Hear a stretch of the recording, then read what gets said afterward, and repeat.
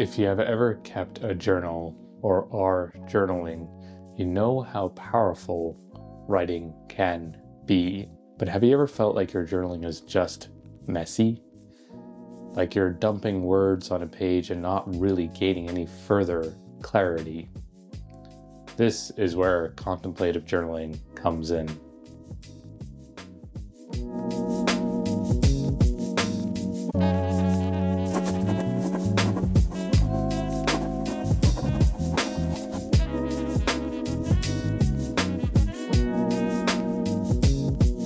This is a different kind of journaling.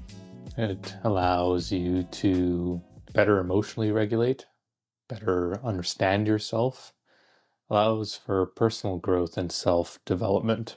It also helps to work through persistent emotions, feelings, thoughts, and ideas that might be coming up on top of all the life events that typically happen.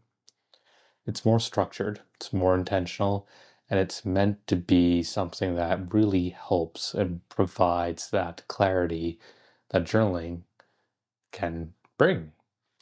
Now, there's nothing wrong with stream of consciousness type journaling. That's what I call it, which is effectively free-form journaling. There are also different types of journaling where you're documenting your life, you're documenting memories. But when I was looking through my old journals, I found that I had a lot of consistent ramblings about the same kinds of things over and over. And as I gathered all these journals over the years and I was flipping through them, it occurred to me that I wasn't actually doing anything. I wasn't actually solving anything. Was I actually learning from everything that I was writing? I also wanted to take a step back and pick up these old journals and look at it from the perspective of, is this something that I would want to read? Is this something that I can use as a book, a repository, a reference that can help me through whatever I might be going through right now? Is this similar to past events? And as I said, what I found when I picked up my old journals is that I would have a lot of stream of consciousness type of free form journaling. I was writing things down, I was writing lots of things down, but I wasn't really contemplating, I wasn't really reflecting, I wasn't getting to any sort of solution or strategies that I could implement and move forward with.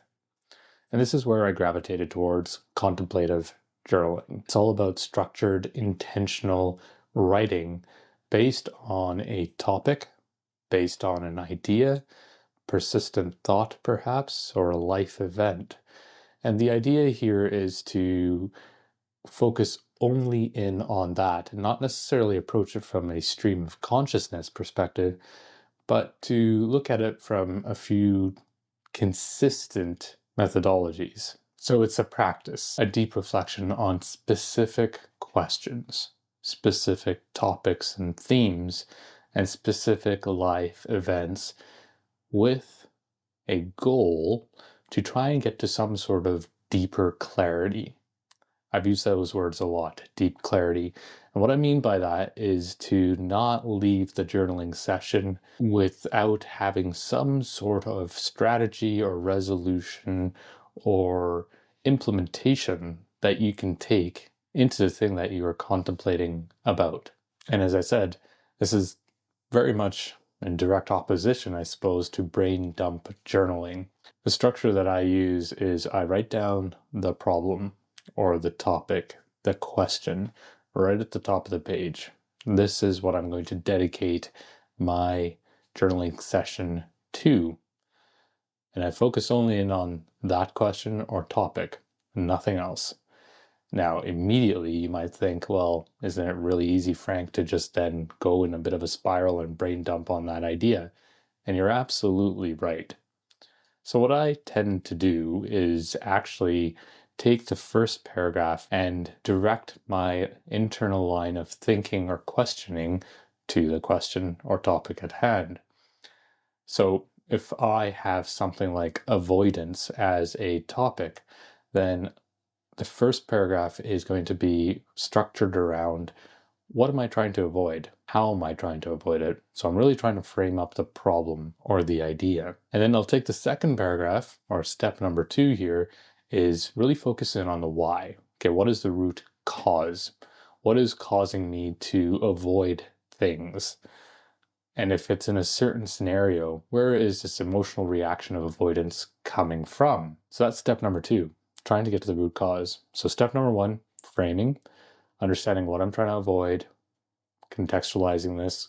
And then step number 2 is really about getting to the root cause. What is it about the situation or the question that is causing me to have that reaction? Let's take a couple of different topics that I've written about in my contemplative journaling, just so I can give you a bit of a flavor for what I mean about this. I wouldn't say these are some of my favorite prompts. These are just questions that I have been ruminating on or ruminated on at a certain point in time. For example, self-doubt. And the first paragraph here: it is paralyzing to hear a voice in your head that reminds you about your insecurities. And it seems worse when you start pretending other people's voices are saying the same things. This is me framing up what I meant by writing down the topic of self-doubt. I start to ask myself questions as I'm journaling and trying to contextualize or frame up the idea of self-doubt. What if they're saying this about me? What if I've truly lost their trust? Will they ever believe in me again? Will I believe in myself ever again? So this is the spiral of self-doubt that I was contextualizing. Now I'm trying to get to the root.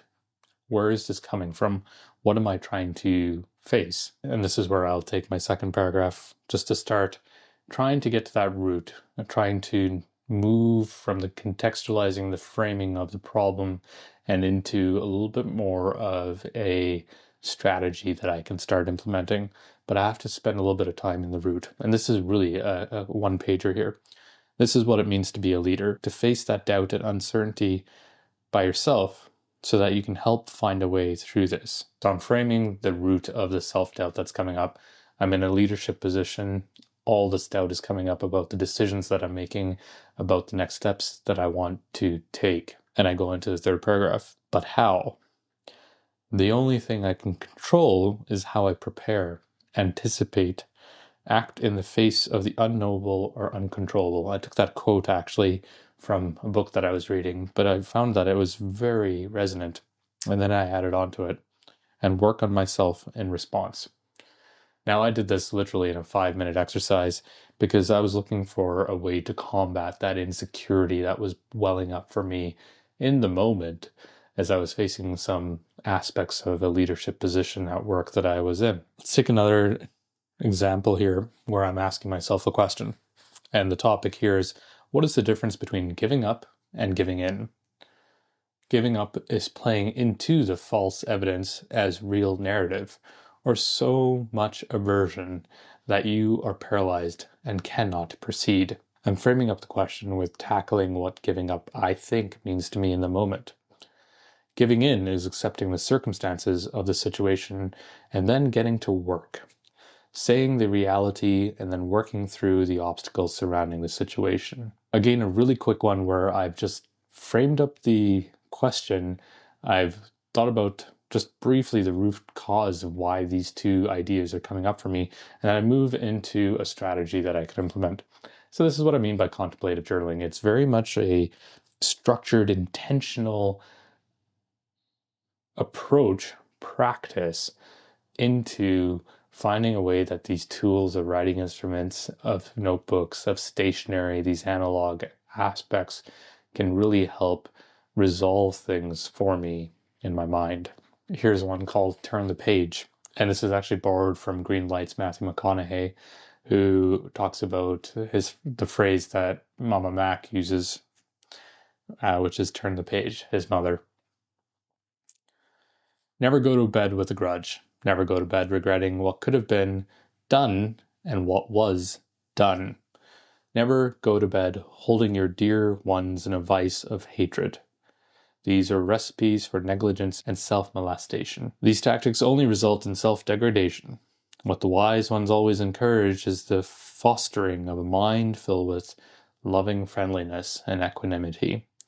So I'm framing up the whole concept of turn the page. What am I contemplating here? And it's very specific about how not to hold on to grudges. Go on to strategies towards the end of this long journaling session here on page 3, comparing it to other religious philosophies or spiritual philosophies or tactics from well-being experts, and seeing how things differ from one aspect to another. And I come to the conclusion of what a lot of science, spirituality, religious circles, and self-help gurus are telling us are actually very consistent. And I write this, it's all about letting go. Can I accept the challenges I have in my personal life and navigate through those challenges, whether that's caused by myself or by other people, and figure out how I can just turn the page, quickly move on to the next chapter. But learn from it is what I've written here. But learn from it. Don't hold a person in contempt. Recognize that there's been a transgression and figure out how to repair. And this is really helpful for me because I can come back to this when I'm stuck or fixated on some transgression that took place. I can come back and go, right, turn the page. Let me just kind of figure out what I was thinking, contemplating. Right here. Here's some strategies. Here's where some of the clarity has been provided. Lessons learned from this week. Edicts that I think are really helpful on parting ways with someone. What does that look like and why does that resonate with me? Finding spaciousness. So this is where contemplating journaling, I think, is a lot more different than brain dump journaling, stream of conscious journaling. And like I said, don't get me wrong, those types of journaling have their places. I find that the use of contemplating journaling in my own toolkit has been really helpful. And these journals, these contemplative journals that I've written, are something that I can actually come back to. We all have habitual structures in terms of how we respond to certain things. I think the use of contemplative journaling has been really key in allowing myself to grow, to challenge myself, to try a different strategy, to take a lesson learned and actually learn from it. And having a reference point, a guidebook, if you want to call it that, has been really helpful for me to develop, to get that personal growth that I'm seeking and to figure out what worked, what didn't work, and how I can pivot. And so, how does one get started with contemplative journaling? I've talked about it in my meandering way about my process. Let's go over to the desk and I'll show you what a proposed workflow might be for you. The tools that I use for contemplative journaling: a notebook, a pen. Got a fancy fountain pen here. You don't need that. You don't need fancy paper. You just need a notebook, somewhere to write down your thoughts. And as I mentioned, I pick a topic, theme, life event, and I list that right at the very top here. My topic here is going to be on contemplative journaling. Pick your prompt, write it down, date it if you want, so you've got a reference time of when you were contemplating this. And like I said, first thing to do here, I don't typically write number 1, but I'm going to write it just for the purposes of this video. Okay, framing up problem, question, or idea. What's causing you? The intent here is what's causing you to think about this. For an example here on contemplative journaling, I would immediately write, is free-form journaling helping me gain clarity? I'll ask some probing questions of myself. I might even say, contemplative journaling is something I've heard about. A guy on the internet. Will this or could this help? So I'm framing it up. I'm just trying to come to an understanding of why I am writing about this topic. And then 2 is the root cause. Understanding the root causes, right? So framing up the problem, contemplative journaling, asking myself some probing questions. Is freeform journaling helping me gain clarity? Contemplative journaling is something I've heard about from a guy on the internet. Will or could this help? I would even probably go the extra step here, and I should have. I'm going to sneak it into the space here. It could be as messy and as personal as you want it to be, but the point is make it work for you. I'll just even write a definition of contemplative journaling: structured, intentional practice. Now, the root cause. Why am I thinking about this? Why am I spending time sitting with this? So if I'm talking about the lack of clarity or freeform journaling, is it helping me gain clarity up here? Contemplative journaling is structured, intentional. It's a structured, intentional practice. Then why am I thinking about this? Well, I've been journaling for years, and I feel like I'm no closer to resolution, perhaps, or clarity on how to approach certain things, certain or recurring things, perhaps, events. So I'm really understanding the root cause. What was the trigger for this? Is there something happening right now in my life that's causing me to get that clarity, to try and seek an alternative? Number 3 here is strategies, lessons learned. What am I trying next? So this is my process: framing up the problem, the question, idea, the root cause, and then strategies. What am I trying next? Okay, so how do you go about the contemplative journaling? This is a bit like Inception. It's the topic within the topic within the topic here as I'm talking through this. Set yourself a time limit. I found freeform journaling for me, ironically enough, I could spend 20, 30 minutes just going in circles, but contemplative journaling, I'm surprised at how I really only need a 5 to 10 minute journaling session. Most times, it's actually pretty short. They're one pagers. I can go through these 3 steps really quickly. Freeform journaling, I could sit there for probably half an hour or 45 minutes and ramble quite easily. My juicier topics may take longer, so a 20-minute session, but rarely do I go north of that 20-minute session, and rarely do I go north of the 5-minute to maybe 10 minutes here every now and then. I find that the time limit aspect of setting myself a time limit when I first started out was really helpful, and now I've just gotten into groove. So set yourself a time limit, whatever works for you. Maybe start with 5 minutes, maybe start with 10 minutes, whatever you think is going to be good. Set yourself a timer, start with that. Pick your topic. So right here, write it down at the top of your page. Pick your topic, pick your prompt right here, write it down on the top of the page. And then here's the key: don't rush. This is about the process. To circle back on this, as I said, I've been able to get through these exercises relatively quickly within 5 to 10 minutes. When I first started out, I would give myself 10, 20 minutes there. And a lot of my time journaling is me writing something down, putting my pen down, and just sitting with it. Does that make sense? Does that resonate? Did I get the framework right? Are my root causes right?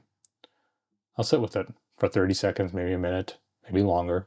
So don't rush. Take your time with this. Contemplative journaling is all about slowing down, taking your time with it. Your strategies, your lessons learned, think it through. Can't let it come to you naturally. Think of this as a way of learning about yourself, of developing yourself, of growing yourself, of seeking that goal of emotional well-being. How do I get from a place of perhaps some anxiety to a place of less anxiety?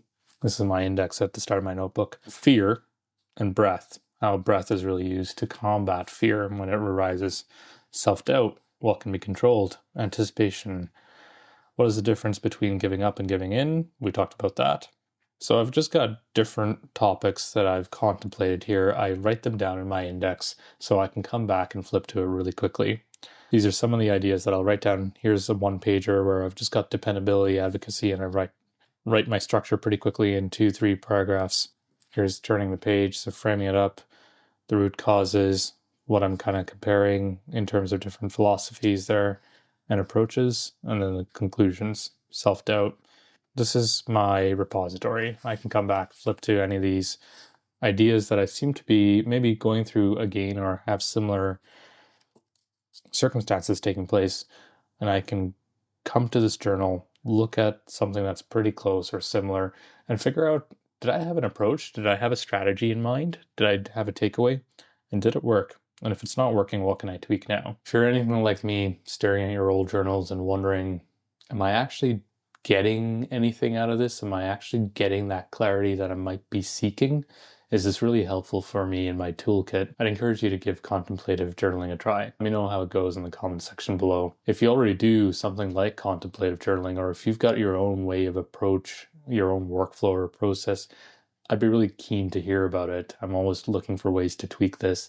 Let me also know in the comments section below. I hope this was helpful, maybe insightful, or just plain amusing, and I'm just some weirdo on the internet who is going off about my own process here. But either way, thank you so much for watching. If you like this content, please consider clicking on like and subscribe, perhaps navigating to the Buy Me a Coffee link in the description below. I'm also going to put in the description below just some of the questions, some of the things that I ruminate on as a prompt, as a journal prompt that might be of help. But take a look in the description, see if that helps, and use these prompts as a springboard for your contemplative journaling. Take care and have a wonderful day. Bye for now.